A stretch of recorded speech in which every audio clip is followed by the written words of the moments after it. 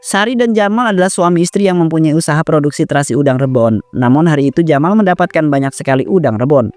Mas, lihat nih, hasil tangkapan semalam banyak banget. Alhamdulillah, rezeki laut lagi deres banget. Kalau tiap hari begini, kita bisa nyetok terasi buat sebulan penuh loh. Iya bu, laut lagi baik banget minggu ini. Udang rebonnya itu kayak rebutan masuk ke jaring. Kalau bisa dapat segini terus, utang kita ke tengkulak bisa lunas cepet ini bu. Iya mas, tapi jangan keseringan rakus. Laut juga kan butuh istirahat. Kata ibu dulu, kalau manusia tamak, rezekinya malah ditarik balik loh sama Tuhan. Aku ngerti bu, tapi sayang banget loh kalau dilepas gitu aja. Rezeki itu harus dijemput, bukan ditunggu. Mumpung lagi musim bagus, kita itu manfaatin aja dulu. Iya sih, tapi kalau kebanyakan gini takutnya keburu busuk. Aku udah muter otak, tapi tempat jemur di halaman aja udah penuh banget mas. Kalau gitu kita produksi terasi aja lebih banyak dari biasanya bu. Kan bisa disimpan lama, nanti tinggal dijual pelan-pelan gimana? Wah, ide bagus tuh mas, tapi garam sama bahan lainnya tinggal sisa dikit. Kalau mau tambah produksi, kita harus beli lagi di pasar. Nah itu dia bu, sekarang semua bahan mahal kan, garam aja naik 2 kali lipat. Kayak gini untung kita itu malah tipis, kerja capek hasilnya segitu-gitu aja.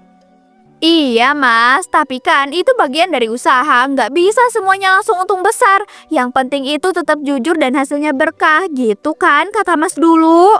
Ya tapi makin lama makin berat bu, aku itu mikir kalau ada cara biar produksi tetap banyak tapi gak keluar modal gede, kenapa gak dicoba sih? Maksudnya gimana mas? Jangan aneh-aneh deh. Aku tuh nggak mau ya jualan barang aneh yang malah nyakitin orang. Kita ini udah cukup punya nama baik di kampung ini. Iya, aku cuma ngomong aja. Belum tentu juga, tapi kadang bu, orang lain itu bisa sukses karena mereka itu gak terlalu idealis. Dunia sekarang itu keras banget bu. Pagi itu pasar ramai, Sari dan Jamal menjual terasi mereka di pasar. Ini Bu Tini, 2 bungkus 15.000 ya. Terasinya itu murni loh dari udang rebon segar tanpa bahan-bahan aneh. Rasanya gurih, lembut dan gak nyegrak di lidah. Enak pisan Bu Sari. Saya teh kemarin nyoba beli di lapak lain. Rasanya teh nyegak banget kayak kebanyakan bahan. Punya ibu ini malah lembut dan aromanya sedep pisan.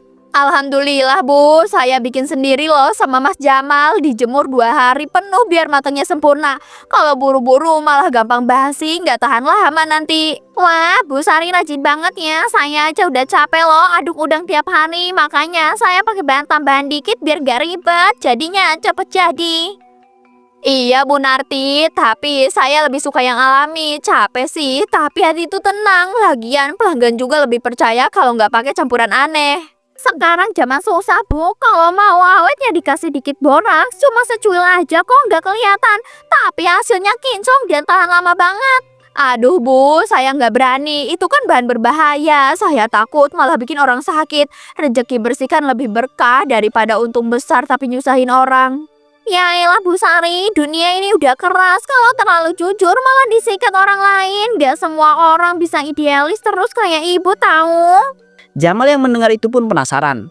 Bu Narti emangnya bener ya kalau dikasih boraks sedikit bisa bikin terasi itu awet? Maksudnya gak bahaya kan kalau cuma seujung sendok doang? Wah iya tuh Mas Jamal, asal jangan kebanyakan. Saya udah pakai setahun, gak pernah ada yang komplain. Laku malah makin banyak. Orang gak tahu tuh bedanya. Mas, gak usah dengerin gituan. Aku gak mau ya ada borok di rumah ini. Udang boleh bau, tapi jangan sampai kita ikut busuk juga. Iya Bu, aku itu cuma nanya doang kok. Tapi ya siapa tahu ada cara biar gak rugi terus. Orang lain itu bisa untung banyak, masa kita itu enggak? Kalau caranya salah, itu bukan untung Mas, tapi ajab yang nunggu di ujung. Jangan sampai rezeki berubah jadi racun buat diri sendiri. 3 hari kemudian.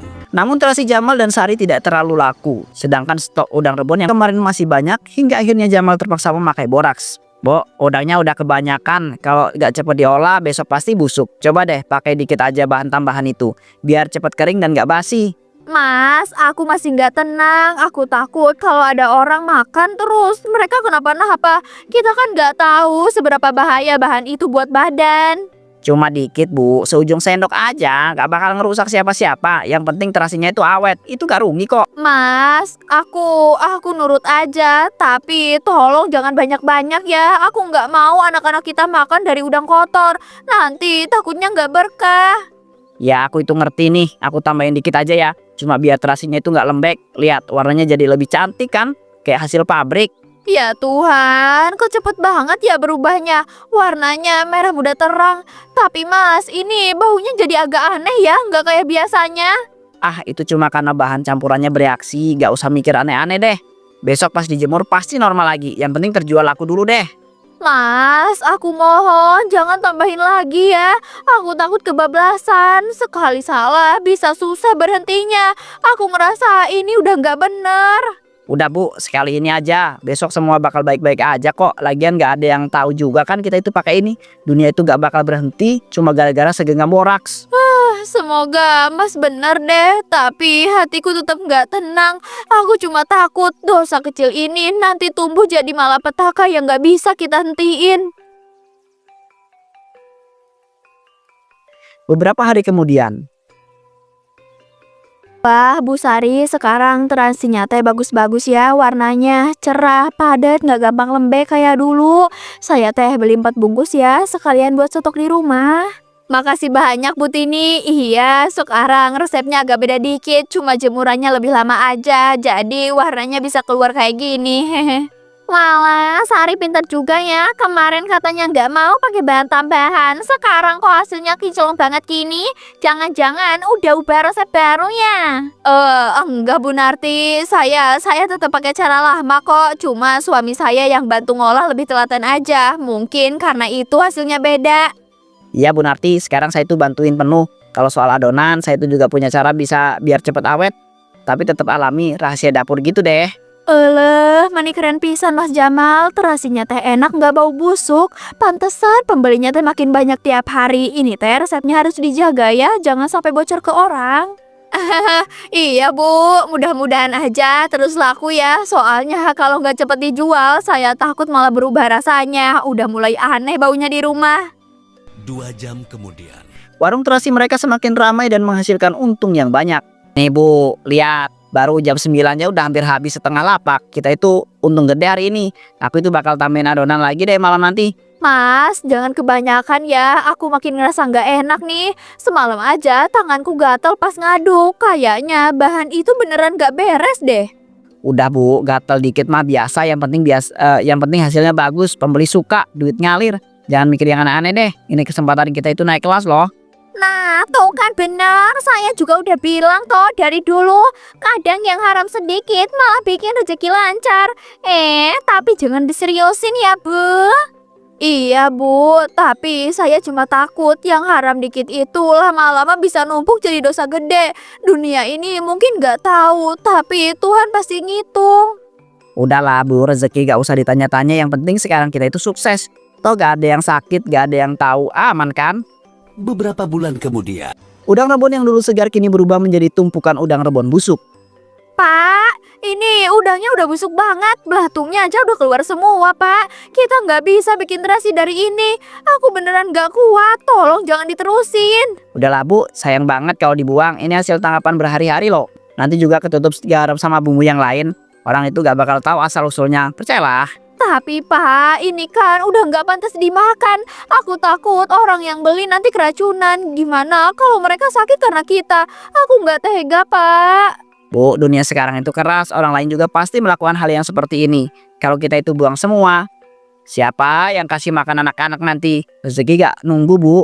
Aku cuma takut, Pak. Tiap kali lihat ember itu, dada aku sesek banget. Rasanya kayak dosa udah numpuk di depan mata, tapi kita pura-pura buta. Hidup gak bisa pakai rasa takut terus Bu. Yang penting hasilnya itu bagus. Orang itu suka duit ngalir. Udang busuk dikit mah gak bakal bikin dunia kiamat deh. Tapi Pak, ini bukan soal dunia kiamat, ini soal nurani. Aku udah ngerasa ini salah dari awal, tapi Bapak malah makin yakin kayak nggak punya rasa bersalah. Udah Bu, aku tuh capek dengerin ceramah. Kalau gak mau bantu ya pergi aja. Aku gak butuh air mata. Aku itu butuh hasil. Hidup gak bisa pakai iba terus Bu. Aku ikut bantu aja Pak, biar gak tambah marah. Tapi dalam hati aku udah nyerah. Aku bantu bukan karena rela, tapi karena takut kehilangan Bapak. Nah gitu dong ya Bu ya. Jangan mikirin yang aneh-aneh. Kita kerja aja. Toh semua orang itu juga cari untung. Gak ada yang mau rugi di dunia seperti ini. Tapi kalau rezeki datang dari barang busuk, apa itu masih bisa dibilang berkah, Pak? Aku ngerasa Tuhan lagi liatin kita dari tadi, tapi Bapak nggak peduli. Tuhan gak bakal murka kalau niat kita itu buat keluarga. Jangan lebay deh, Bu. Udang dikit busuk mah bukan berarti dosa besar. Hidup itu cuma pintar nyari celah sedikit aja. Ya Allah, oh maafkan aku. Aku bantu bukan karena tega, tapi karena aku takut. Semoga engkau masih mau mendengar doa orang sepertiku malam ini.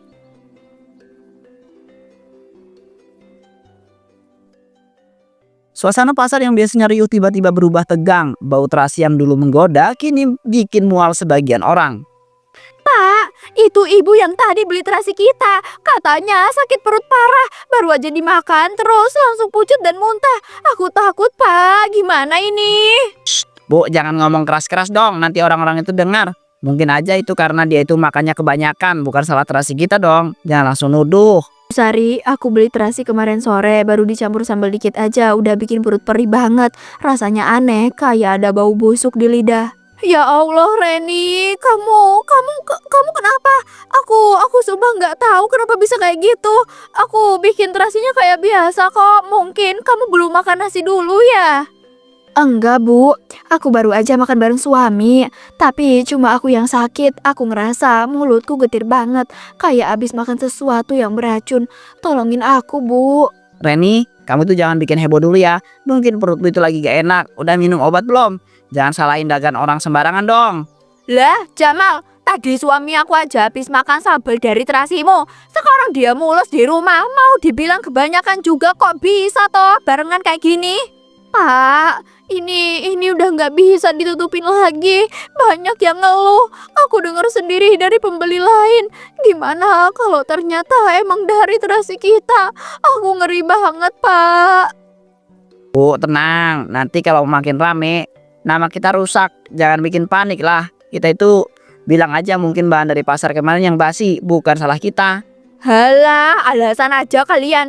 Dulu terasi kalian itu harum banget. Sekarang warnanya malah aneh. Aku udah curiga dari minggu kemarin, tapi nggak nyangka sampai separah ini. Aku cuma pengen jujur, Pak.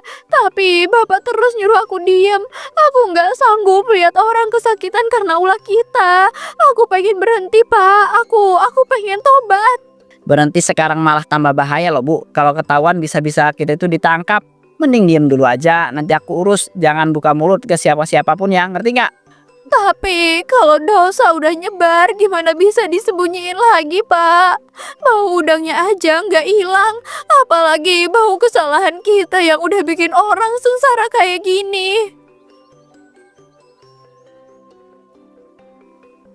Suasana pagi masih ramai, tapi Ibu Lina kelihatan pucet. Di tangannya ada gelas teh yang udah gak disentuh dari tadi. Bu Tini, kamu tahu nggak? Perut aku dari semalam mules banget loh, sampai nggak bisa tidur. Aku baru ingat kemarin aku makan sambal dari terasinya Sari. Rasanya tuh aneh, Bu, kayak ada yang nyisa di tenggorokan. Ya ampun Bu Lina, masa sih dari terasinya Sari? Tapi iya juga ya, kemarin anaknya Bu Reni juga sempat ngeluh dia teh mual abis makan sambal itu. Jangan-jangan beneran ada yang salah. Aku dulu sempat muji-muji dia, Bu. Bilang terasinya enak, warnanya cerah. Sekarang malah nyiksa badan aku sendiri. Aku ngerasa dibohongin, sumpah deh, ini udah keterlaluan.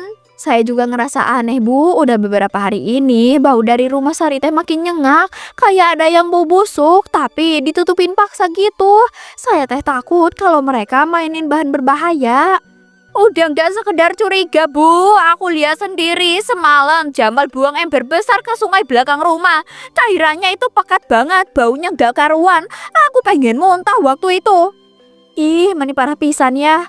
Gak cuma bohongin pembeli, tapi juga nyampah di sungai. Dulu Sari teh nggak kayak gitu. Sekarang mukanya teh pucat terus, matanya kayak orang yang nggak tidur bermalam-malam. Aku itu sebenarnya kasihan, Bu. Tapi ya gimana? Kalau mereka terus begini, yang kena bukan cuma mereka. Aku sampai kepikiran loh, mau lapor ke PRT. Jangan sampai orang lain jatuh sakit kayak aku. Mungkin Sari teh sebenarnya nggak mau juga, Bu. Saya juga pernah dengar dia teh nangis di belakang rumah kayak nyalahin diri sendiri. Tapi Jamal teh keras orangnya. Kata orang lain mah dia teh maunya duit terus. Ya kalau bener Sari takut, dia harus berani ngomong. Dosa nggak bakalan hilang cuma karena diem. Sekarang aja Tuhan udah mulai kasih tanda lewat sakit kayak gini. Iya Bu, mungkin ini teh baru awalnya aja. Saya teh ngerasa kalau mereka nggak tobat bakal ada yang lebih buruk. Alam teh nggak bakalan diam kalau manusia udah terlalu serakah. Kadang aja pitung gak datang lewat petir atau badai Bu. Datangnya lewat rasa bersalah, lewat sakit yang nyiksa pelan-pelan. Dan aku rasa rumah itu udah mulai kena bagiannya. Malam itu sunyi, Sari duduk di ruang makan. Dia mengobrol tentang perbuatan suaminya yang semakin jadi. Pak, udah seminggu ini Bapak pulang makin malam, katanya jualan. Tapi aku lihat sendiri di pasar, sekarang si Rania juga bantuin jualan terasi kita. Emangnya Bapak kerja sama dia? Ya emang kenapa Bu? Dia bantuin aja biar barang kita itu cepat laku. Lagian kamu itu belakangan ini malas produksi. Ya wajar aku cari orang yang lain bantuin. Aku nggak males Pak, aku cuma nggak mau terus pakai bahan-bahan itu lagi. Aku udah capek disalahin orang-orang gara-gara dagangan kita bikin orang sakit. Kita harus berhenti Pak. Itu mikirnya pendek Bu. Sekarang bahan semua mahal. Gak ada cara lain biar terasi awet dan juga laku. Raina juga ngerti kok, gak banyak ngeluh. Kayak kamu ini. Atau Rania bikin Bapak lupa dosa. Aku ini cuma istri yang pengen usaha kita bersih Pak. Tapi Bapak malah sibuk ngejar untung sama perempuan lain. Sembarangan. Aku itu kerja siang malam buat kamu sama anak-anak loh Bu. Gak ada yang salah kalau aku tuh cari cara itu supaya kita tuh tetap makan tiap hari. Tapi caranya salah Pak. Rezeki nggak bakalan berkah kalau dicampur kebohongan. Udah cukup banyak orang sakit gara-gara terasi kita. Apa Bapak nggak mikirin dosa? Dosa itu kamu yang mulai Bu. Kamu dulu yang setuju pakai bahan itu pertama kali. Sekarang nyalain aku. Enak banget kamu ngomong. Tobat. Iya, aku tahu aku salah. Tapi aku pengen bener sekarang. Aku udah nggak tenang tiap malam. Mimpi buruk terus datang. Aku takut Pak. Aku takut Tuhan beneran marah sama kita. Tuhan gak ngasih makan Bu. Yang ngasih makan itu hasil kerja keras. Kalau kamu itu gak mau jalanin lagi ya udah aku bisa lanjut sendiri bareng Raina. Kalau Bapak ngerasa lebih tenang sama Rania, ya silahkan. Tapi jangan bawa nama aku di terasi kotor itu. Aku nggak mau ikut ditenggelamkan dosa yang sama. Dasar perempuan gak tahu diri. Aku tuh capek denger omonganmu. Udah tidur aja sana. Aku tuh keluar dulu. Sebelum aku tuh beneran marah dan nyesel ngomong hal buruk. Pergilah Pak, tapi jangan lupa. Makin jauh Bapak lari dari kebenaran, makin cepat juga kebenaran ngejar langkah Bapak. Dunia ini kecil Pak, karma nggak pernah salah alamat. Jamal keluar dengan pintu dibanting. Setelah itu Jamal pergi. Sari memutuskan untuk membuang semua bahan belatungan itu. Ya Allah, ini udah bukan bahan dagangan lagi. Ini busuk semua. Aku udah terlalu lama tutup mata. Aku bener-bener gak bisa terus kayak gini. Uangnya emang bantu, tapi hatiku udah busuk kayak udang ini. Gak apa-apa rugi, yang penting bersih. Aku buang semua ini malam ini juga. Maafin aku ya Allah, aku janji. Habis ini aku mulai dari nol lagi. Jualan jujur meskipun cuma cukup buat makan nasi sama garam. Bismillah, biar yang busuk ini pergi dan hidupku mulai wangi lagi.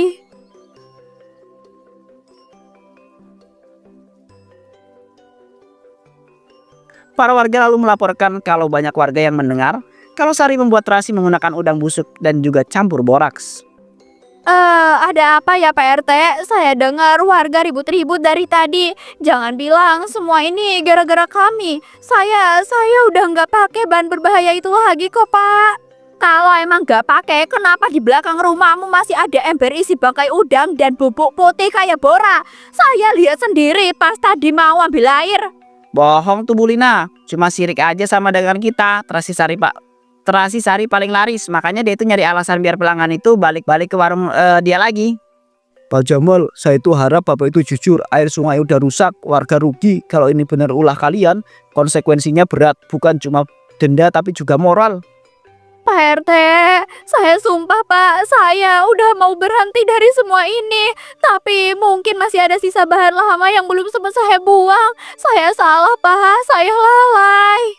Saya nggak nyangka Bu Sari, saya pikir kamu udah tobat. Tapi lihat nih sungai kita sekarang, bahkan anak-anak nggak bisa main air lagi di sini. Maafin saya Bu Lina, saya pikir saya bisa beresin semuanya sendiri. Tapi ternyata dosa lama nggak bisa hilang kalau nggak dihadapin bareng keberanian dan kejujuran. Udahlah, aku tuh capek Sar. Biarin aja, mereka itu semua gak bakal ngerti. Aku mau pergi nyari udang dulu. Jamal, jangan lari. Ini tanggung jawab bersama, bukan cuma istrimu yang salah. Jangan kabur dari akibat yang kamu mulai sendiri. Ya Allah, aku rela dihukum. Asal semua ini berhenti, aku cuma pengen air sungai ini jernih lagi kayak dulu waktu aku masih jujur.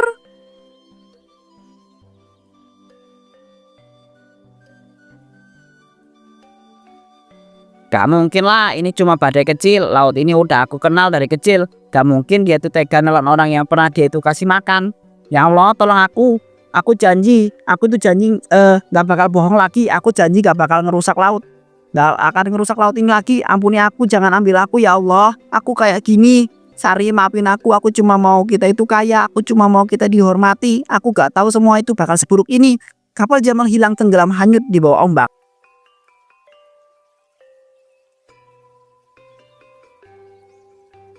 Keesokan harinya, beberapa nelayan menemukan tubuhnya Jamal. Ya Allah, tubuhnya rusak semua, kulitnya terkelupas.